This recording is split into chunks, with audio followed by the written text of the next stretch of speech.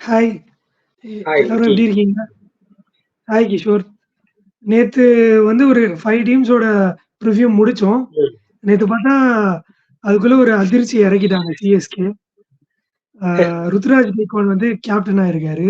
இது ஆல்ரெடி ஆமா. எக்ஸ்பெக்டட் தான். ஏன்னா தோனி 10 டேஸ் முன்னாடியே போட்டிருந்தாரு இந்த மாதிரி new season with new role அப்படின்னு. அப்பவே நான் சஸ்பெக்ட் பண்ணேன்.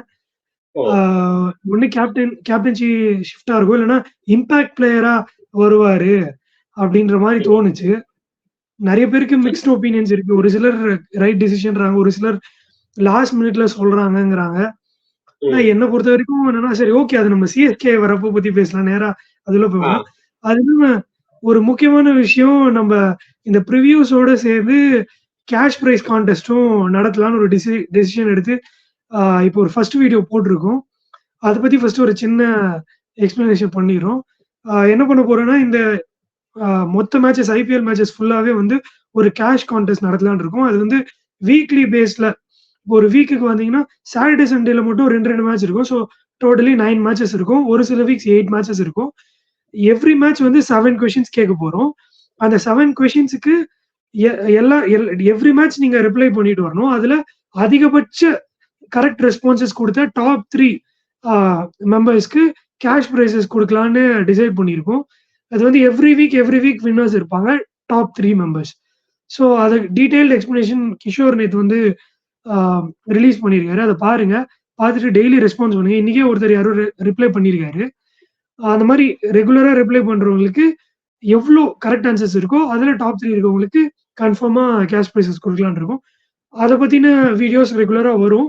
அங்கவே கமெண்ட் பண்ணுங்க. ஏதாவது டவுட்ஸ் இருக்குன்னா, pingmiddleclass@gmail.comக்கு மெயில் போடுங்க. நான் கண்டிப்பா ரெஸ்பாண்ட் பண்ணுவோம். ஓகே ப்ரிவ்யூக்கு போயிடலாமா? போயிடலாம். Okay last year top 5 bottom 5 முடிச்ச டீம்ஸ முடிச்சுட்டோம். இப்போ டாப் 5ல முடிச்ச டீம்ஸ பத்தி பார்க்க போறோம். யாரு வந்து 5த் பிளேஸ்ல லாஸ்ட் டைம் முடிச்சாங்கன்னு பார்த்தீங்கன்னா, ஆர்ஆர் ராஜஸ்தான் ம். Royals. Okay. Rajasthan Royals team எப்படி இருக்கு இப்போ அப்படின்னு பார்க்கலாம். கேப்டன் வந்து சஞ்சு சாம்சன். பிளேயிங் 11க்கு போயிடலாமா? போயிடலாம். ப்ராபபிள் பிளேயிங் 11 எப்படி இருக்கும்னா, Yashasvi Jaiswal and Jos Buttler to open. Sanju Samson 1 down wicket keeper captain. அடுத்து இட்மயர், அடுத்து துருவ் ஜுரல், அடுத்து ரியான் பராக் அண்ட் பவுலர்ஸ் வந்துட்டோம்னா, அவங்களுக்கு ஒரே ஒரு ப்ராப்ளம் என்னன்னா 6 பேட்டிங் ஆப்ஷன்ஸ், 5 பவுலிங் ஆப்ஷன் பியூரா இருக்காங்க. ஃபைன். ஆல்ரவுண்டர் இல்ல. ஆமா. அண்ட் பட் பேட்ஸ்மேன், பவுலர் ரொம்ப நல்லாவே இருக்காங்க. ஆமா. ஆனா கரெக்ட். கிஷோர் கிட்ட ஆல்ரெடி பேசுறப்போ சொன்ன மாதிரி தான். சப்போஸ் பேட்டர்ஸ்க்கு பேட் டே, பவுலருக்கு பேட் டேனா ஒரு பேக்கப் ஆப்ஷனே இல்ல. அது பெரிய இல்ல. டிராபேக் தான். ஆமா. பவுலர்ஸ் பார்த்தீங்கன்னா, ரவி அஸ்வின், யுசி சாஹல், போல்ட், அவேஷ் கான், சந்தீப் சர்மா. வெளிய இம்பாக்ட் பிளேயரா யார் வர வாய்ப்பு இருக்குன்னா 3 ஆப்ஷன் இருக்காங்க. ரவ்மன் பவல், நவ்தீப் சைனி, குல்தீப் சென். ஏன் வந்து ஆடம் ஜாம்பா இல்லன்னா நேத்து வித்ட்ரா பண்ணிட்டாரு அவரு. இப்ப ஆமா. ஆடம் வித்ட்ரா ஜாம்பாவும் பண்ணாரு. நான் வந்து நெனச்சது என்னன்னா, ஆ. ஜாம்பா இருக்காங்கன்னா, மாறி மாறி பண்றப்போ ஆ. இவங்க ஒரு நல்ல ஸ்குவாடா இருப்பாங்கன்னு நெனச்சேன். இப்ப கொஞ்சம் டவுட்ஃபுல்லா ஆமா. தான் இருக்கு. ஆ. ஆனா இப்ப என்ன சொல்றாங்கன்னா, ஆடம் ஜாம்பா வித்ட்ரா பண்ணிட்டாங்க. நவ்தீப் சாரி இவரு பிரசித் கிருஷ்ணா வித்ட்ரா பண்ணிட்டாங்க. 2 பேருமே நெறைய காசு குடுத்து எடுத்திருக்காங்க. ஒரு 10 crore மேல வெளிய இருக்கு காசு. ம். சோ 2 நல்ல ஆல்ரவுண்டர் உள்ள கூட்டு வந்தாங்கன்னா கொஞ்சம் சான்ஸ் இருக்கு. ஆனா ஆல்ரவுண்டர் கிடைப்பாங்களான்னு தெரியாது. ஏன்னா எல்லா டீமும் நல்ல நல்ல ஆல்ரவுண்டர் ஆல்ரெடி பிக் பண்ணிட்டாங்க. சோ அந்த மறுபடியும் ப்ராப்ளம் நல்ல இருக்கு. ஆல்ரவுண்டர் அந்த கணக்குல பார்த்தா என் கண்ணுல தெரியுது ஹோல்டர் மட்டும் தான் இருக்கா போல. ம். அவரை எடுக்கல அவர் யாரும். ஹோல்ட் தான். அவர் ஆமா. அவரை கூட்டின்னு வரலாம். இல்ல அவரு அது டெல்லி ஸ்குவாட்லயும் இல்ல அவரு. நேத்து பார்த்தோம்ல. எதிரியே இல்ல. ஆமா. அவரு இருக்காரு.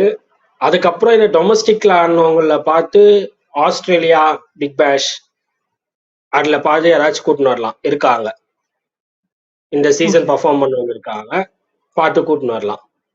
அந்த மாரி ஏதாவது நடந்தா தான் உண்டே தவிர்த்து, ம். இல்லன்னா கொஞ்சம் கஷ்டம் தான் நெனைக்கிறேன். வெளிய இருக்க ஆமா. அ ஃபாரினர்ஸும் பெருசா சொல்லிக்கிற மாரி இல்ல. டாம் ஆமா. கோவலர்ன்னு ஒரு விக்கெட் கீப்பர் வச்சிருக்காங்க. ஆ. ஆ டா டோ நோவன் ஃபெராரின்னு ஒருத்தர் வச்சிருக்காங்க. ஆ. அப்புறம் டோவன் பெரேரா. நான்ட்ரே பர்கரே கொஞ்சம் ஆண்ட்ரிக் சொல்லுங்க. நான்ட்ரி பர்கர் இப்போ பெர்ஃபார்மன்ஸ் ஓகே தான். ஃபெராரே வந்து மிடில் ஆர்டரு சவுத் ஆப்பிரிக்கா.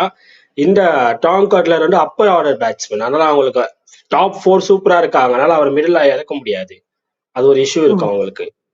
அதுதான் பிரச்சனை இப்போ அவங்களுக்கு. ஆக்சுவலி இவங்களோட சான்சஸ் எப்போ ஐயா இருக்கும்னா ஒரு 2 நல்ல ஆல்ரவுண்டர் வந்தாங்கன்னா சான்சஸ் ஐயா இருக்கும், இல்லைன்னா கொஞ்சம் டவுட் தான். ஆமா, டவுட் தான், இப்போதைக்கு டவுட் தான். வேற ஏதாவது இதுல பிளேயிங் லெவல்ல ஏதாவது சேஞ்சஸ் இல்ல வேற ஏதாவது பிளேயிங் ஒப்பீனியன் லெவல் இருக்கா? சேஞ்சஸ் இல்ல, அதான் நீங்க சொன்ன மாதிரி டவுட். அதனால இந்த டீம் குவாலிஃபை ஆகிறதுக்கு ப்ராபப்ளி 50% இல்ல, ஓகே 50-50 அடுத்து தான் வச்சுக்கோங்க. போயிடலாமா இல்ல வேற ஏதாவது போயிடலாம். இதுல பாயிண்ட் தான்? ஓகே இல்ல அடுத்து இல்ல, எதுவும் இல்ல, டாப் 4 பேசிட்டோம். போக போறோம். லாஸ்ட் இயர் டாப் 4 4th பொசிஷன்ல ஃபினிஷ் பண்ணது எல்எஸ்ஜி.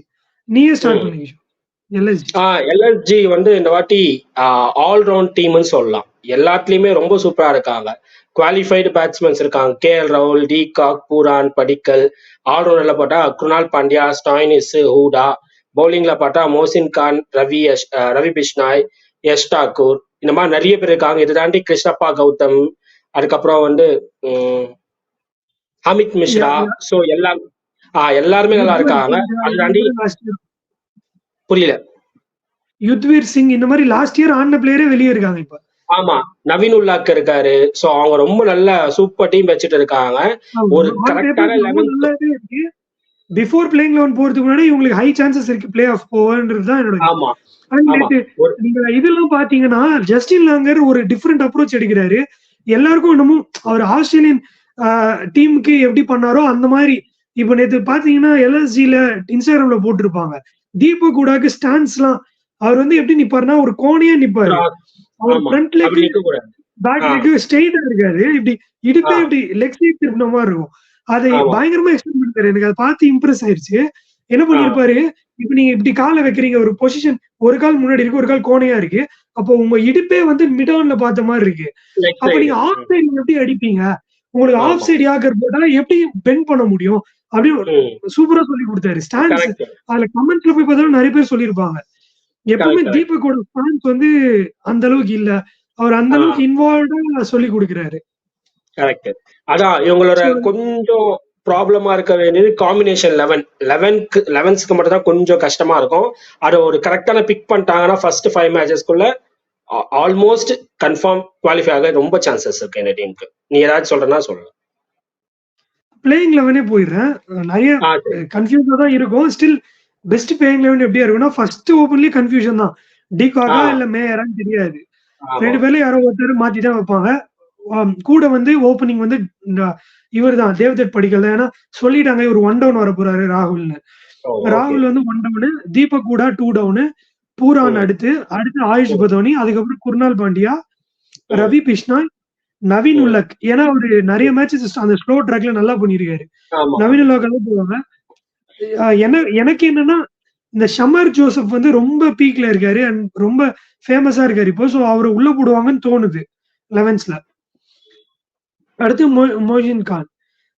இதுல வந்து வெளியே இருக்க இம்பாக்ட் சப்பா வரவங்க வந்து அமித் மிஸ்ரா இல்லைன்னா யஷ் தக்கூர்னு நினைக்கிறேன். ஏன்னா ஸ்டாயினிஸ் யோசிப்பாங்க, பட் அவருக்கு பிளேஸ் இருக்குமான்னு டவுட் தான்.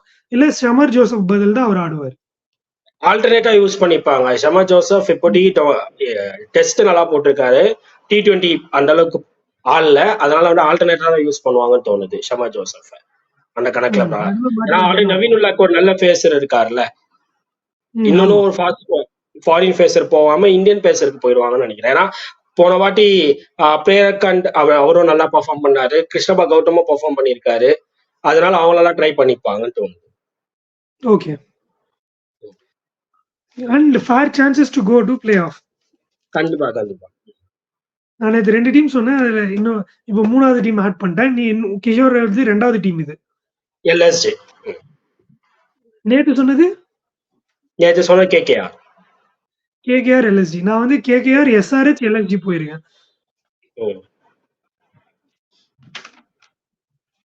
அதுக்கு அடுத்து பாத்தீங்கன்னா ஜிடி சாரி எம்ஐ டாப் 3ல ஃபினிஷ் பண்ண எம்ஐ. அவங்க வந்து எலிமினேட்டர்ல செகண்ட் குவாலிஃபயர்ல வெளியே போயிட்டாங்க. எம்ஐயோட ஸ்குவாட பாக்குறோம்னா ரோஹித் சர்மா, இஷான் கிஷன் டு ஓபன். இல்ல எம்ஐ பத்தி ஏதாவது பேசணுமா இல்ல ஸ்குவாட் போயிடலாமா? ஸ்குவாட் போயிடலாம். இல்ல இந்த வாட்டி அவங்க ஒரு நல்ல டிசிஷன் எடுத்திருக்காங்க. அவங்க நல்லா தெரிஞ்சிருச்சு நெக்ஸ்ட் இயர் பிக் ஆக்ஷன். நான் நேற்றே சொன்னேன், எஸ்ஆர்எஸ் ஒரு பெரிய தப்பு பண்ணிட்டாங்கடா. ஆனா அதை நல்லா யூஸ் பண்ணது எம்ஐ மட்டும்தான் சொல்லிட்டு. நெக்ஸ்ட் இயர் பிக் ஆக்ஷன் வரனால இந்த வாட்டி அவங்க எந்த நல்ல ஃபாரின் பவுலர்ஸும் எடுக்கல, நல்ல ஃபாரின் பேட்ஸ்மேன்ஸும் எடுக்கல, எதையுமே எடுக்காம அதே பழைய டீமை வச்சுட்டு ஆவரேஜா இருக்க பிளேயர்ஸ் எடுத்துக்கிட்டாங்க. அதனால இப்ப டிராப் பண்றது அவங்க பிரச்சனையே இல்லை. ஒரு 4 கரெக்டான பிளேயர்ஸ் எடுத்துப்பாங்க. நெக்ஸ்ட் இயர் ஆக்ஷன்ல பெரிய பெரிய பிளேயர்ஸ் எல்லாம் அவங்க பிக் பண்ண சான்சஸ் இருக்கு. இதுதான் மெயினா சொல்லணும். அவங்ககிட்ட யாருமே ரொம்ப சூப்பரா இல்ல. பேட்டிங்லயும் பாத்தீங்கன்னா இந்தியா ஒரு 6 பெஸ்ட் ஓகே பிளேயர்ஸ் தான் இருக்காங்க. இப்போ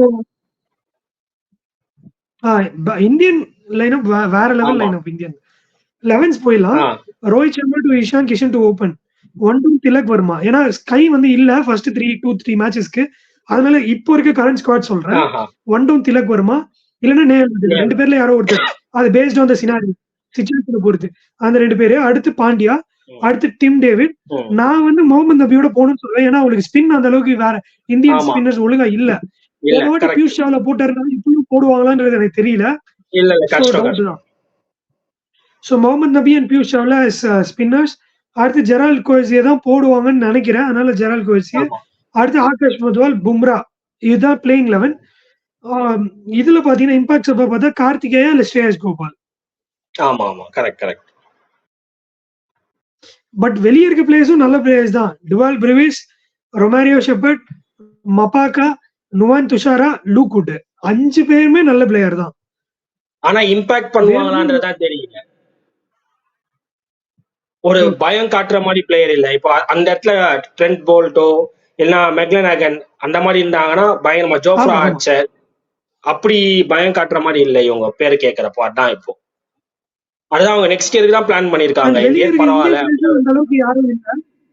ஆமா ஸ்கையை தவிர்த்து பெரிய நேம்ஸ் எதுவும் இல்லை வெளியே இருக்க இந்தியன் ம் பிளேயர்ஸ்லயும். கரெக்ட். ஸோ இவங்களோட ஸ்டார்ட்டை பொறுத்து தான் இருக்கு. ஃபர்ஸ்ட் 5 மேட்ச்ல ஒரு 3 மேட்ச்ல 2 மேட்ச் ஜெயிச்சாங்கன்னா நிறைய சான்ஸ் இருக்கு.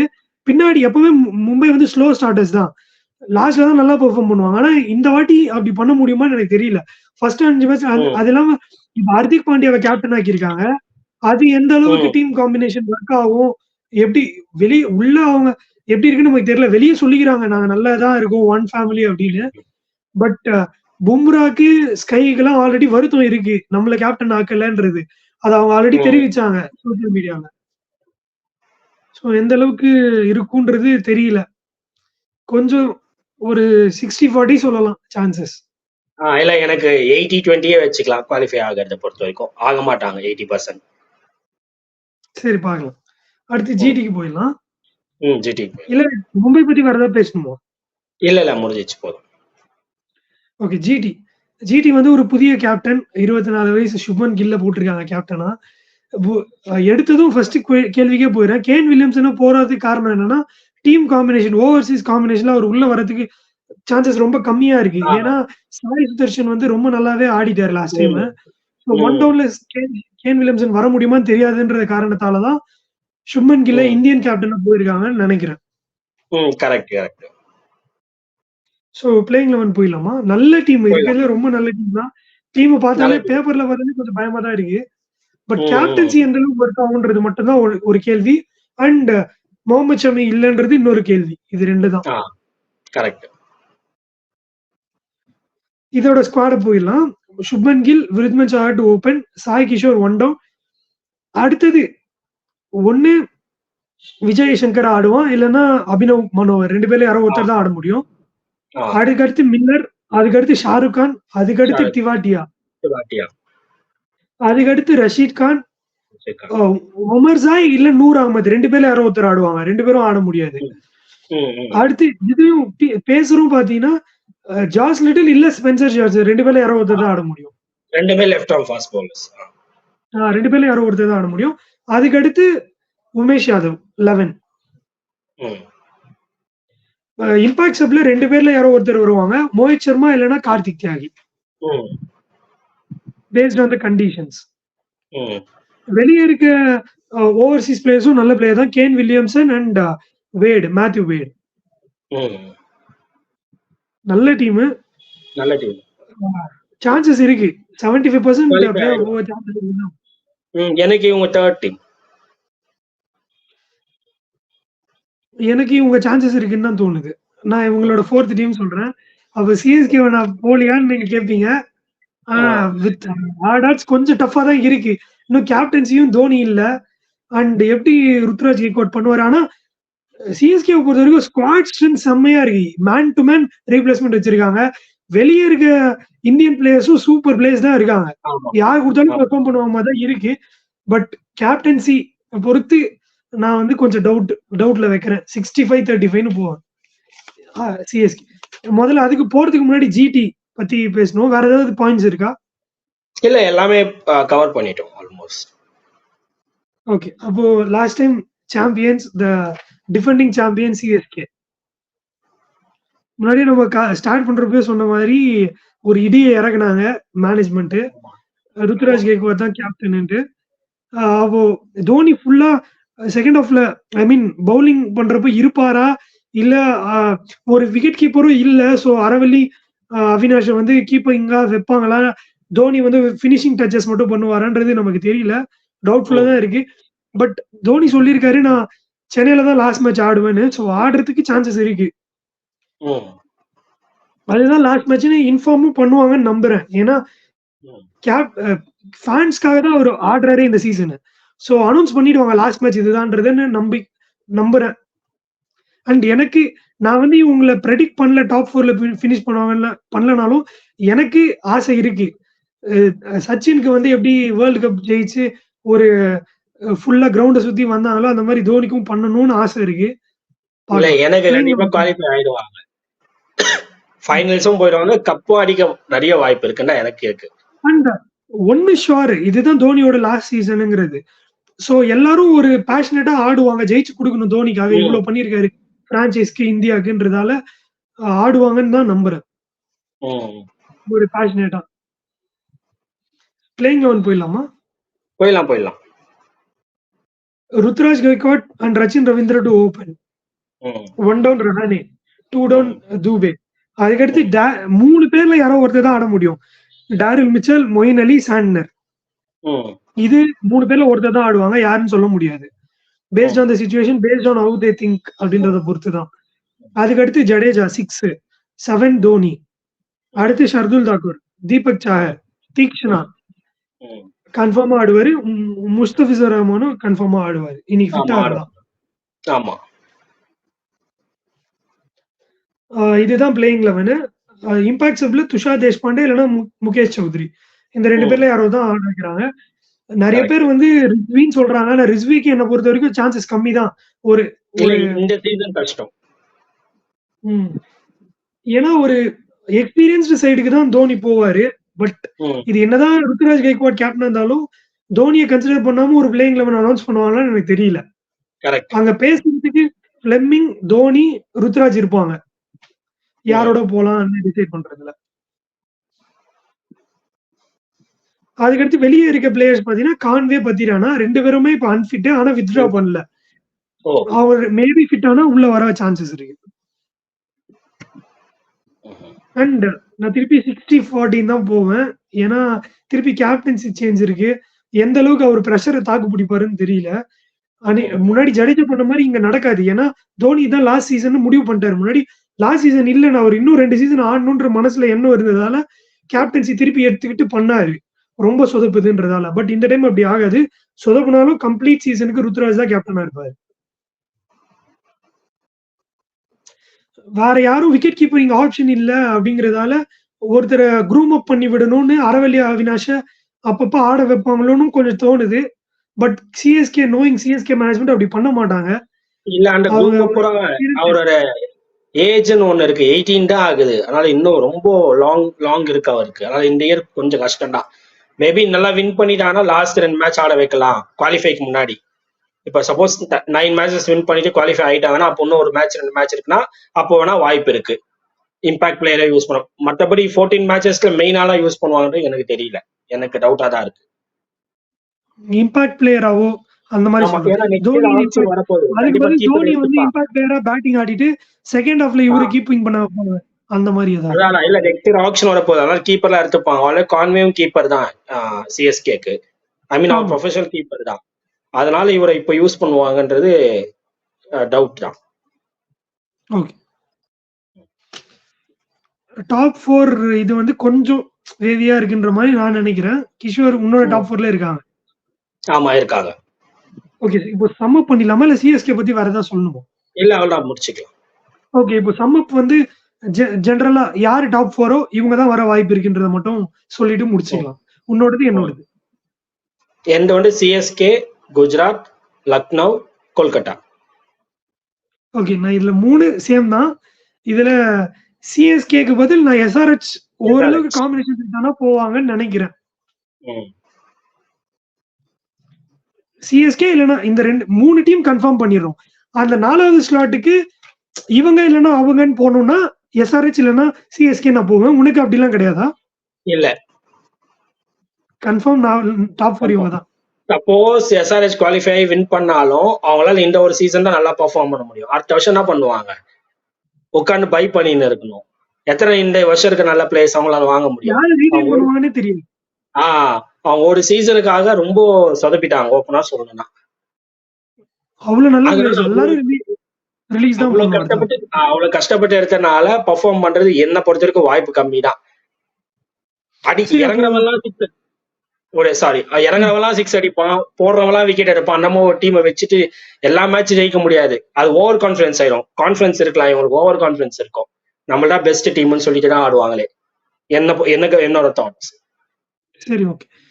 ஓகே. இவங்க தான் நாங்க எங்களோட டிசிஷன்ல எங்களோட அனாலிசிஸ்ல இவங்க எல்லாம் போறதுக்கு நிறைய சான்சஸ் இருக்குன்றவங்கள சொல்லியிருக்கோம். இதை தாண்டி இப்போ இன்னைக்கு ஃபர்ஸ்ட் மேட்ச் இருக்கு, சிஎஸ்கே வர்சஸ் ஆர்சிபி. அதோட ப்ரெடிக்ஷன்ஸ் சொல்லிட்டு போயிடலாம், முடிச்சுக்கலாமா? போறதுனா போலாம். மேபி பிளேயிங் 11 ஆல்ரெடி சொன்ன பிளேயிங் 11 தான் இருக்கும், வேற சான்சஸ் இல்ல. சோ யாருக்கு ஹை சான்சஸ் இருக்கு இந்த மேட்ச் ஜெயிக்க? நான் I will go with CSK தான். எனக்கும் இன்னைக்கு மேட்ச் சிஎஸ்கே தான் தோணுது. பட் அவங்களோட பிளேயிங் 11 பார்த்து கொஞ்சம் வேரி ஆகிறதுக்கு சான்சஸ் இருக்கு. ஸ்பின்னர்ஸ் நல்லா பண்ணாங்கன்னா கண்டிப்பா. இல்ல அவங்க கிட்ட பேட்டிங் தான் ஸ்ட்ராங்கா இருக்கு, அவ்வளவுதான் சொல்ல முடியும்.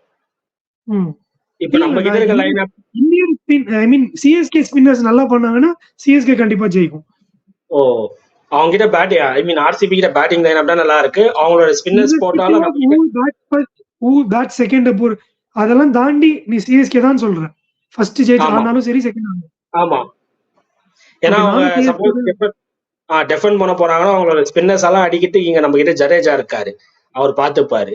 ஸோ அவங்க குவாலிட்டி ஸ்பின்னர்ஸும் இல்ல, மேக்ஸ் சொல்றா போட்டுன்னு இருக்கணும். அதனால சரி, ஓகே. நானும் சிஎஸ்கே தான் போறேன். பார்க்கலாம். இன்னைக்கு மேட்ச் முடிஞ்சதும் நம்ம அனலைசிஸ் மேட்ச் எப்படி போச்சுன்றது முன்னாடி சொன்ன மாதிரி அனலைஸ் பண்ணலாம். எதனால ஜெயிச்சாங்க, யாருனால ஜெயிச்சாங்க, எது turning point of the match, அந்த மாதிரி ஏதாவது செக்மெண்ட் வச்சு ஒரு 3-4 செக்மெண்ட் வச்சுக்கிட்டு அந்த செக்மெண்ட்ஸ்ல இதுதான் மேட்ச் டர்னிங், இவரு தான் பிளேயர் ஆஃப் த மேட்ச், அந்த மாதிரி நம்ம ஒரு அனலைசிஸ் வீடியோ போடுவோம் மேட்ச் முடிஞ்சதும். சோ ஓகே, முடிச்சுக்கலாமா இல்ல வேற ஏதாவது சொல்லணுமா?